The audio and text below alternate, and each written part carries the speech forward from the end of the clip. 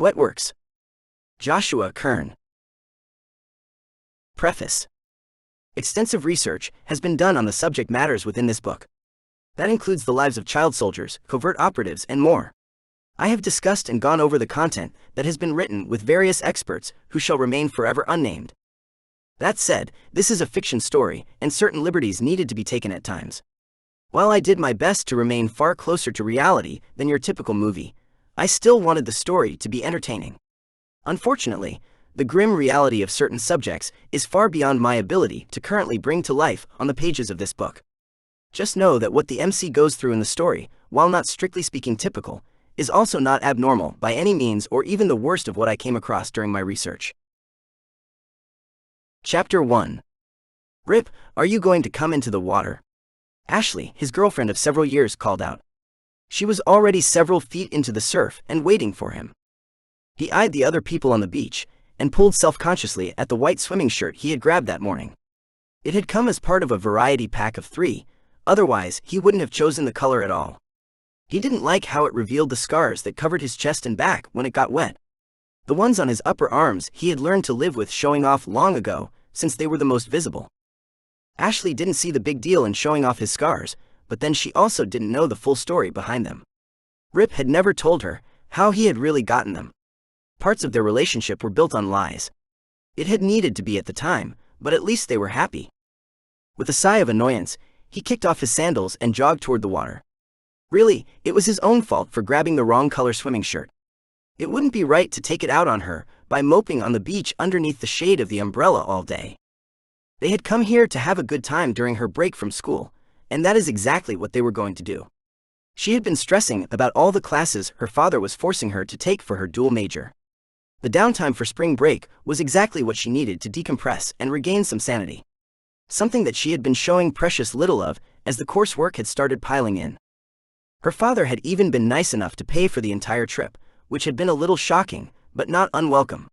The man didn't really approve of Rip as Ashley's boyfriend, but he wasn't actively hostile to him either. After their first interaction, it had become clear to her father that Rip didn't care about how much money she did or didn't have. The young man simply liked Ashley for who she was. It was a sentiment that the rich and frankly powerful man could appreciate, even if he still didn't approve of him. He had never bothered to hide his hope that Ashley would someday find someone more on their level. Until then, however, he was content to not interfere with the relationship overly much. Besides, it wasn't as though Rip didn't come with his own benefits to the relationship. Max, her father, had been able to leverage several of those to benefit his company in different ways. While he might not have been up to her father's standards, he was useful enough and uncaring enough about her family's wealth that their relationship was left alone.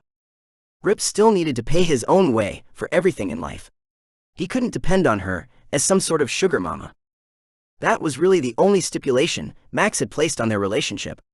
It was one that Rip was fine with.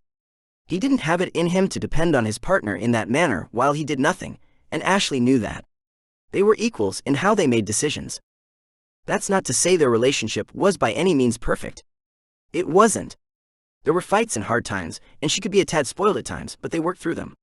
What they had together was important to them both. Which made the lies he had told her about his childhood all the more annoying as time went on. The uncomfortable feeling in his gut had been growing stronger over the last few months, and he knew he would need to tell her the truth soon. Ashley splashed him with the cool ocean water as he joined her, a single pale leg flicking the droplets at him. "We need to get you out into the sun more. Your leg is so white it's blinding," he joked, tickling her side while kissing the curve of her jaw.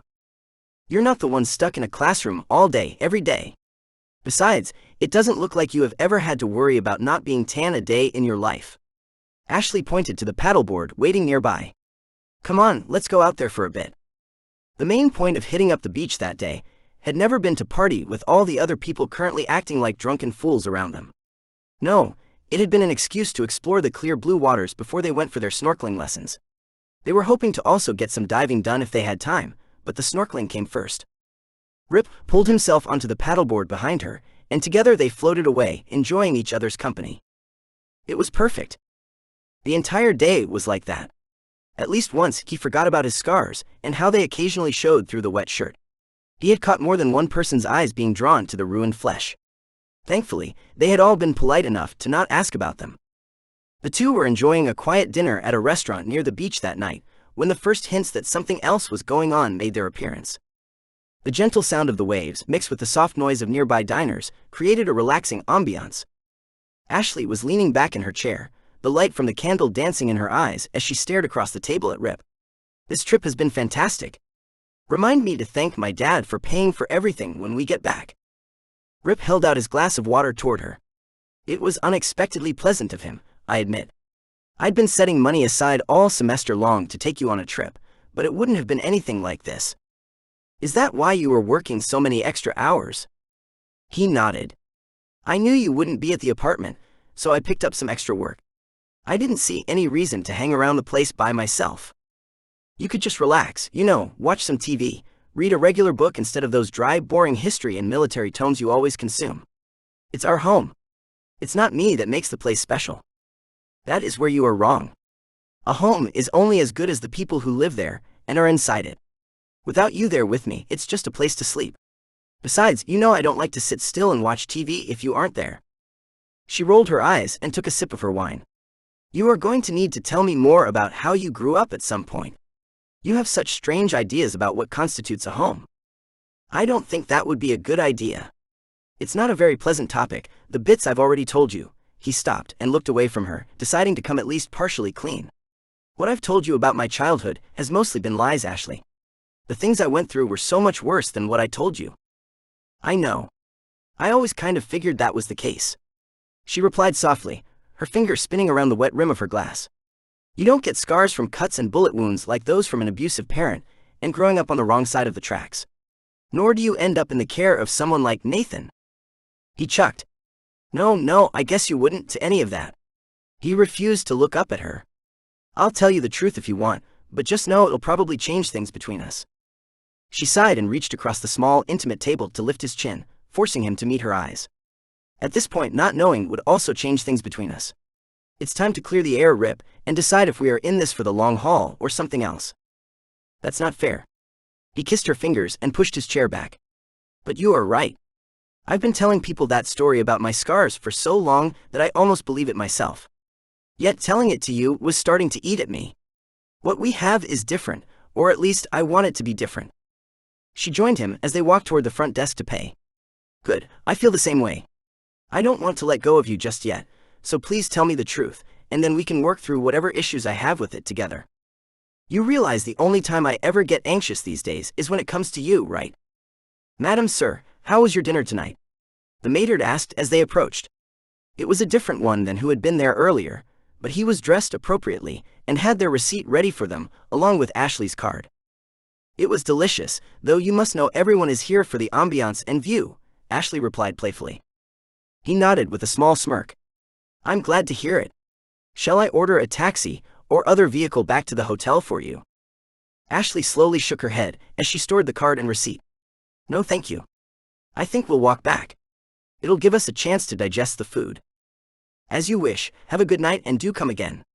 He pulled out a different card and receipt for the couple that had come up behind them. Rip felt something was slightly off about the encounter, but he almost never came to these sorts of restaurants. He didn't know how people normally acted when they were leaving. He was probably just being overly sensitive because of the oncoming conversation with Ashley.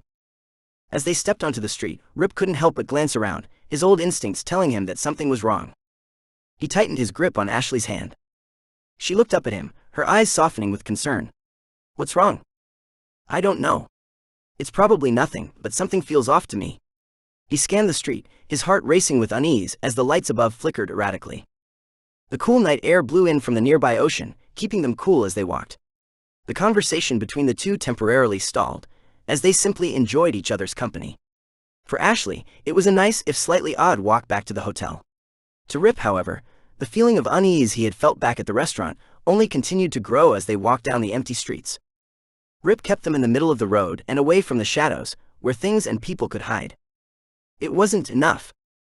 Dual pops of compressed air, being forced through a barrel, came from a nearby alley. At nearly the same time, a pair of tranquilizer darts sprouted on each of their chests. Rip instinctively pulled the dart from first Ashley's chest and then his, before pushing her back toward the restaurant. "Run," he ordered, knowing it was already too late. A numbness he hadn't felt since he was a kid had already begun to settle in over his tongue, making it feel thick and heavy. Within moments, it would start to spread throughout the rest of his body. It was too late to act, and they both knew it. Ashley was smaller than him, and her system wasn't used to any sort of poison or drugs of that nature. Where the tranquilizer might take a minute to slow him down, it was already going to work on her. She was struggling against its effects, but a glaze no longer mentally their quality had already begun to creep into her eyes. Rip knew he had to act fast. He quickly scanned the area for any signs of their attackers, but they were nowhere in sight. He had to get Ashley to safety before anything else happened. He pushed her again, his struggling eyes flashing from shadow to shadow. Ashley stumbled, her feet dragging like lead weights, the sound adding to his growing sense of urgency. He guarded her back as she stumbled along, desperately trying to shake off the fog that was increasingly settling over his mind. The only thing he could think about was keeping them from being taken. They had to keep moving and keep fighting. Staying where they were was a recipe for getting captured. A second round of the tranquilizer darts shot out from the darkness. 2 got him in the chest, while a single one hit Ashley in the rear. The second dose was more than enough to stop her in her tracks and send her to the ground. He wasn't far behind her.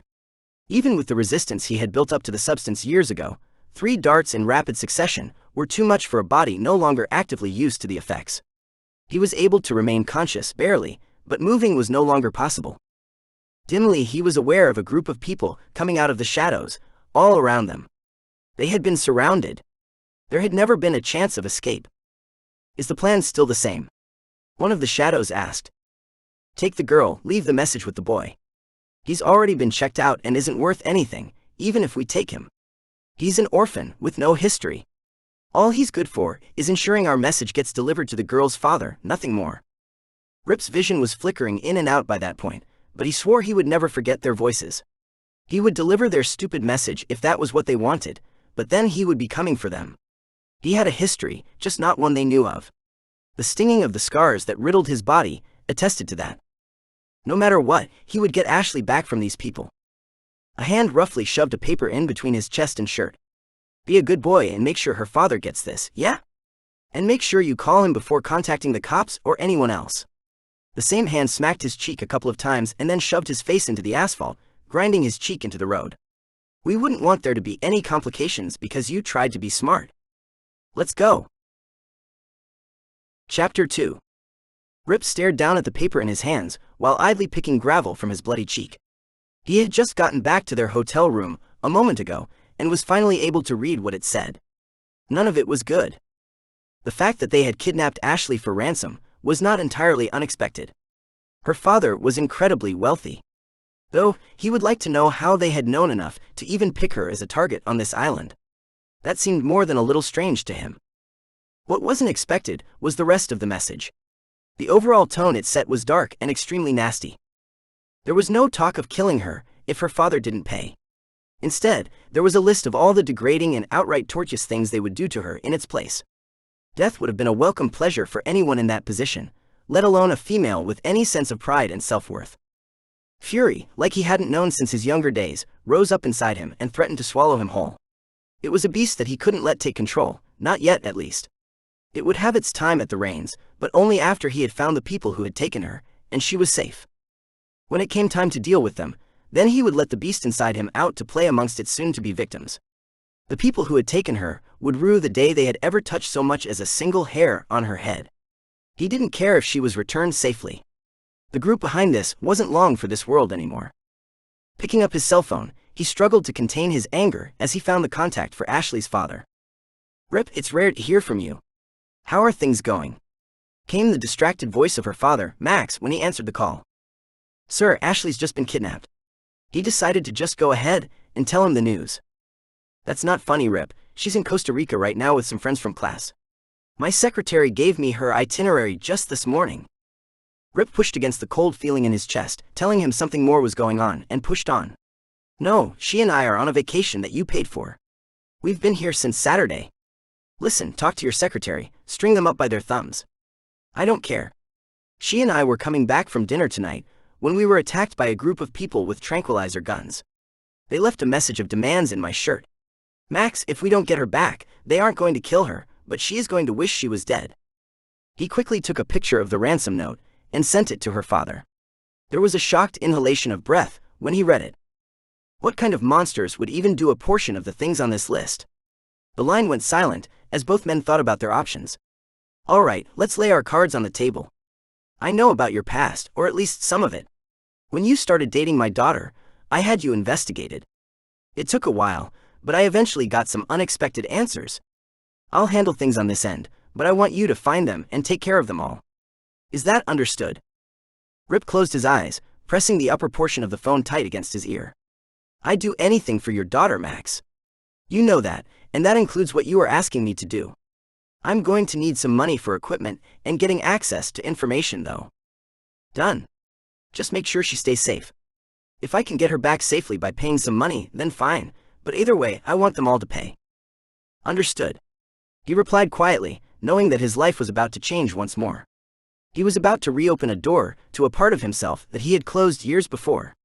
There was no telling if he would be able to close it a second time. Good. Were you trained in how to find people like this, or just in how to kill them during your time with those groups? Mainly the latter, but I know how to get in touch with people who can help if I can't do it on my own. His voice had started to shift over and take on a dispassionate quality. It was a clear sign that his mind was preparing for what was to come. Rip, I want Ashley safe. That is all that matters. I can always make more money. I know, I feel the same way, sir, but you know if I do this, things are going to change, right? They don't typically let ex-child soldiers like me back into civilization. I was a somewhat special case because I had been kidnapped, but after I do this... There was no point in Rip continuing that line of thought. They both knew he was going to do whatever was needed. I'll help where I can. That's all I can promise. Just promise me you'll let Ashley know how much I care for her if I can't see her again after this.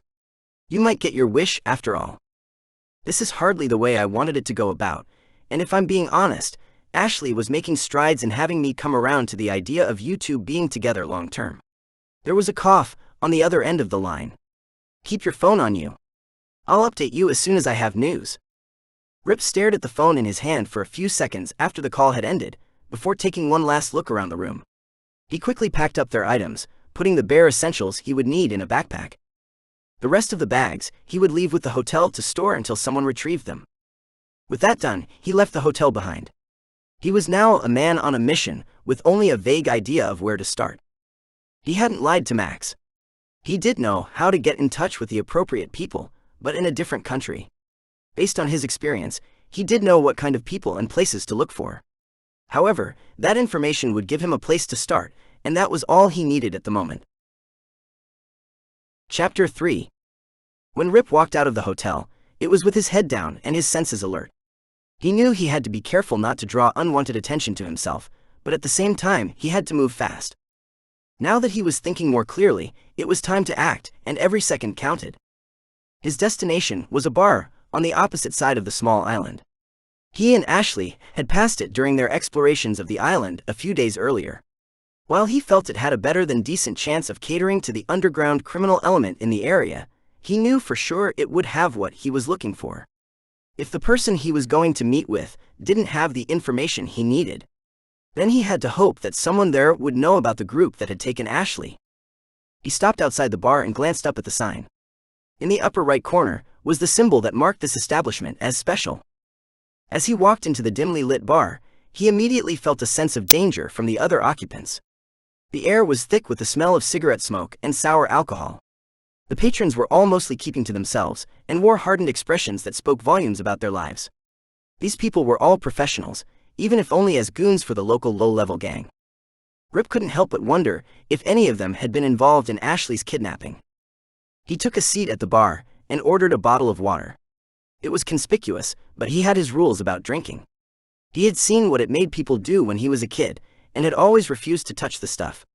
He wasn't about to start drinking now, though if he was honest, the thought of having something that would take the edge off was nice. If it could be done without impairing his movements or thinking, then all the better.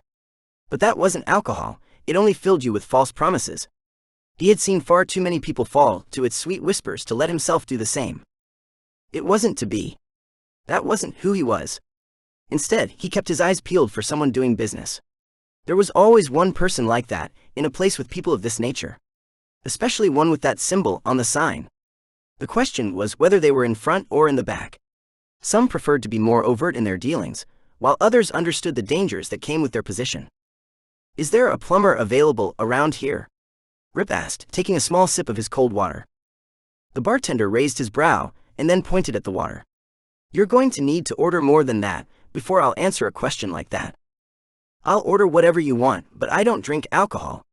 I've seen what it does to people. I never had the urge to go down that road." The bartender ceased wiping the mug in his hand for a moment before giving a small nod. "I can respect that, but there are rules. Even for answering a question as simple as that." Rip waited, slowly drinking more of his water. He could afford to be patient now. He already knew he was in the right place to get some gear. He just needed to know if they were even in and go through some hoops first. He pulled out some cash and laid it on the bar, his palm resting on top of everything but the numbers.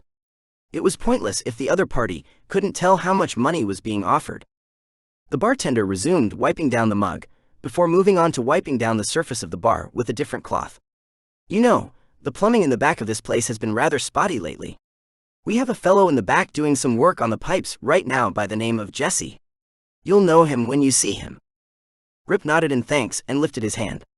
"I appreciate it. Do you mind if I go on back and speak with him? Be my guest. Just know that if he doesn't like what you have to say." He understood the unsaid warning and stood up with the bottle of water in hand. No matter what came next, he was prepared to deal with the consequences. It came with the territory of dealing with these sorts of people.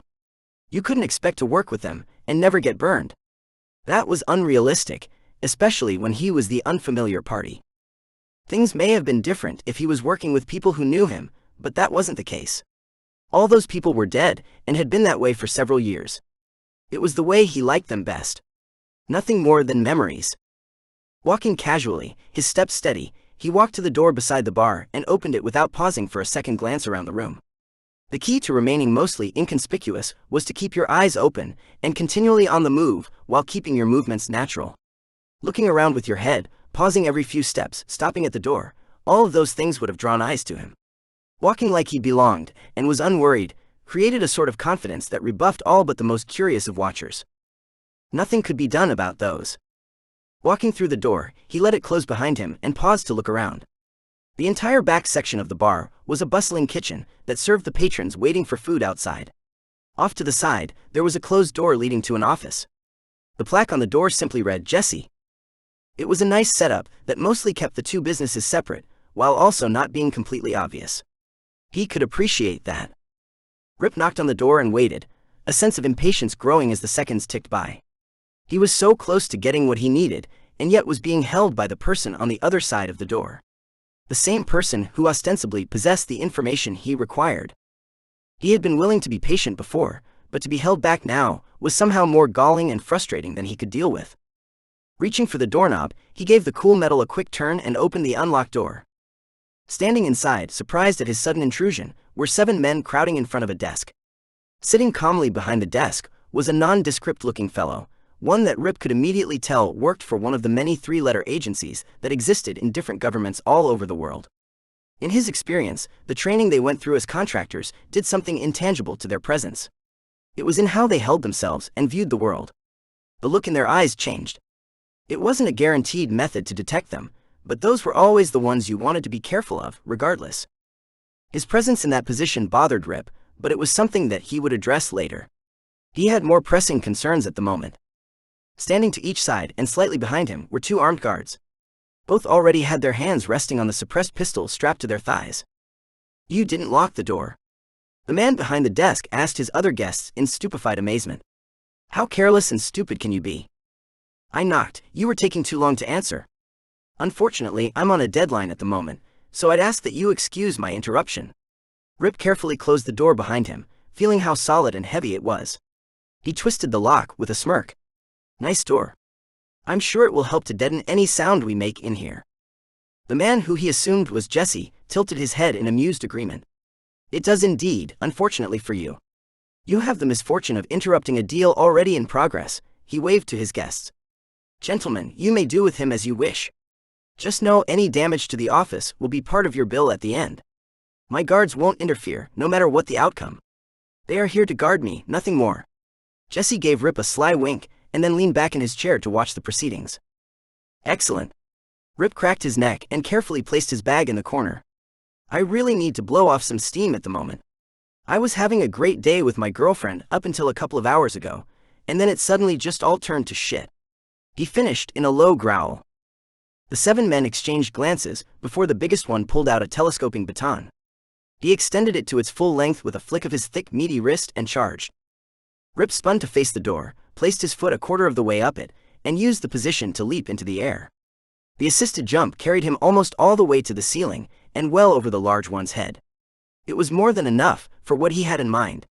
The unexpected move caught everyone by surprise and allowed him to grab hold of the man's head as he sailed past. The move took them both to the ground, but only one got back up again. This time, Rip now had the baton in his hands and immediately started swinging it about before the rest could recover from their surprise. If he gave them any time to coordinate, he would be surrounded and beaten within an inch of his life. Ignoring pain could only take you so far when your body was broken. At that point, it didn't matter if you could ignore it.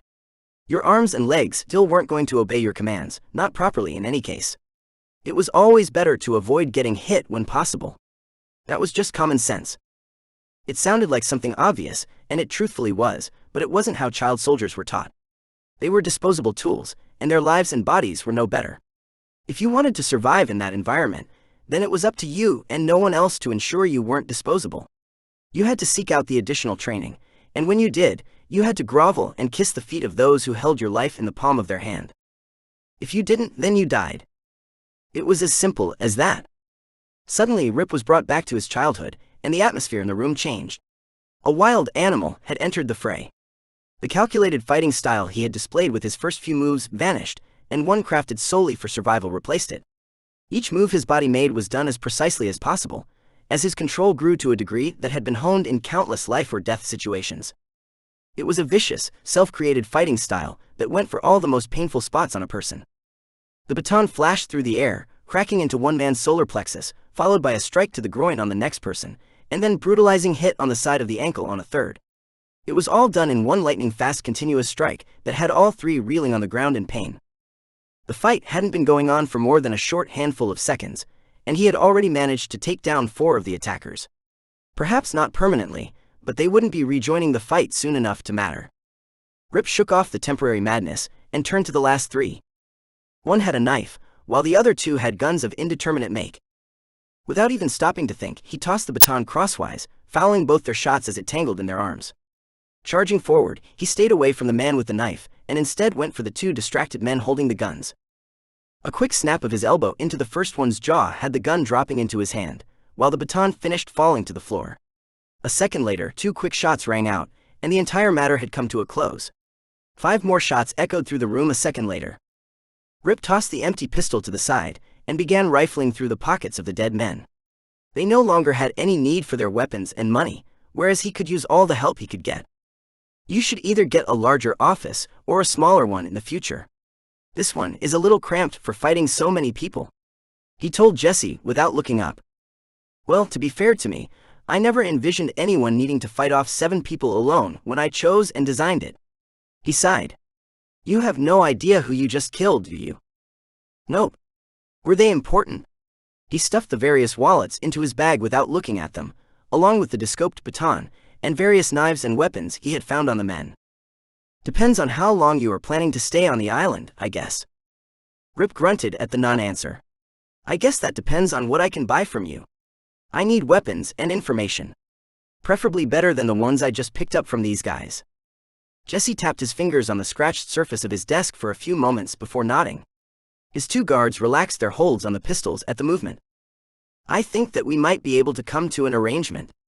There is no guarantee that I have the information you seek, but if I don't, I likely know who might. As for the weapons, well, I'm the best plumber on the island. I would hope someone with your obvious backing would be the best plumber on the island. It would be rather silly if you weren't. Jesse and his guards stiffened in surprise. Interesting. How did you know? Look, I don't have time for games. I don't know how you got around the rules, and at the moment, I don't care. You wear what you are on your sleeves, so don't act like it isn't obvious. The weapons dealer leaned back in his chair with a grimace. You have my attention and my interest. You are right, I do proclaim it with a somewhat subtle intentionality, and yet no one has ever commented on it before. Either they are too afraid, don't know the rules, don't care, or are too stupid to know what I am. Which do you think it is? Don't know, and as I just said, for the moment at least, I don't care. Are you going to help me or not? Take a seat. Why don't we discuss what you need first? We can have our other conversation after business has been settled. Jesse pointed to a chair, pressed up against the wall, where it had been out of the way during the scuffle.